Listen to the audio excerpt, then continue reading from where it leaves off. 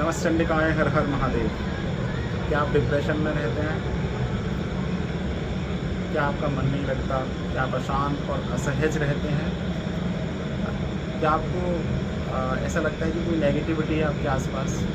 क्या आप anxiety depression के शिकार हो चुके हैं?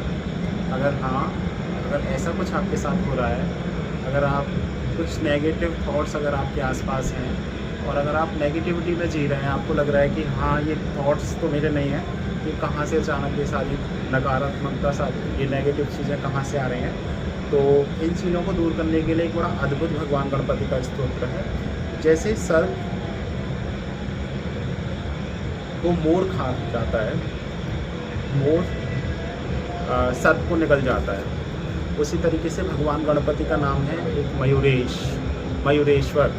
भगवान गणपति का बड़ा अद्भुत नाम है और भगवान गणपति इस नाम की पुकारने से प्राय अपने भक्तों के संकटों को, उनके विष को का हरण कर लेते हैं।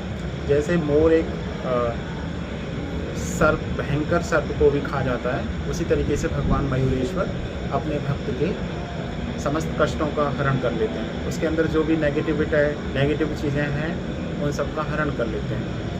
तो इसके लिए बड़ा अद्भुत, बड़ा प्रभावशाली भगवान गजानन का यह स्तोत्र है, मयूरेश्वर स्तोत्र। आप इस स्तोत्र का एक नियम से जप करेंगे तो आपका डिप्रेशन, एंजाइटी कहाँ छूमंतर हो गया आप सोच भी नहीं पाएंगे। और आपको अगर किसी शत्रु ने फंसा दिया है, अगर आपको लगता है कि मुझे झूठे आरोपों में फंसाया जा रहा है, तो इससे बचने के लिए भी आप इस स्तोत्र का पाठ कर सकते हैं। इस स्तोत्र में ऐसा आया है कि सिर्फ 7 रात्रि इसका पाठ करा जाए तो इंसान झूठे आरोपों से छूट जाता है।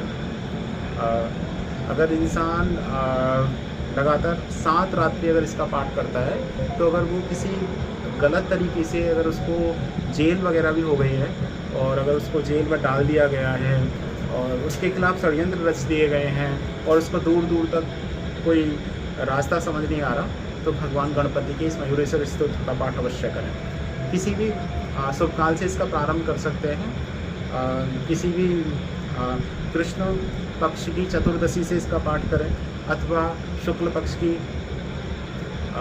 चतुर्थी से इसका पाठ करें अथवा शुक्ल पक्ष के प्रथम बुधवार से इसका पाठ कर सकते हैं। हाँ, अगर आपको इसका तत्काल और तत्क्षण इसका अगर फल चाहिए तो इसका आप रात्रि में पाठ करिए, आपको बड़ा अद्भुत इसका फल मिलेगा।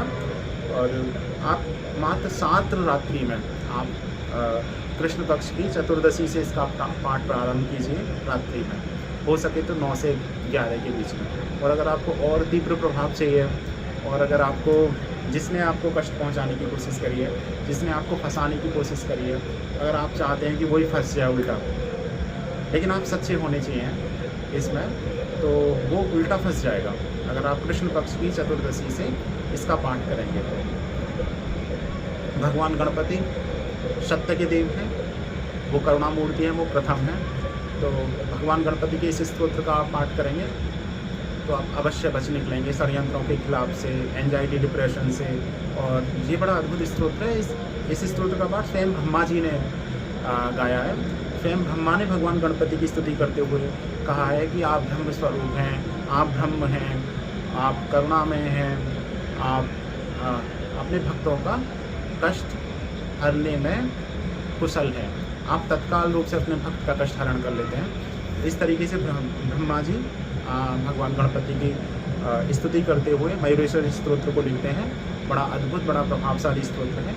आप इस स्तोत्र का पाठ करिए और आपके सारे कष्ट, संकट, आपकी सारी बाधाएं, आपके सारे अगर आपके ऊपर कुछ हुआ है, यंत्र मंत्र तंत्र औषधि, अगर कोई नकारात्मक औषधि का अगर आपके ऊपर कोई प्रभाव है, अगर आपने कुछ गलत ले लिया है, तो भी जैसे मोर सर्प रूपी विष का हरण कर लेता है, वैसे ही ये आपके अंदर, ये आपको डिटॉक्स कर देगा। ये पाठ आपको डिटॉक्स कर देगा। आप इस स्तोत्र का पाठ अवश्य करिए। आज के इतना ही। हर हर महादेव। नमस्ते चंडिकाय। ओम गणेश।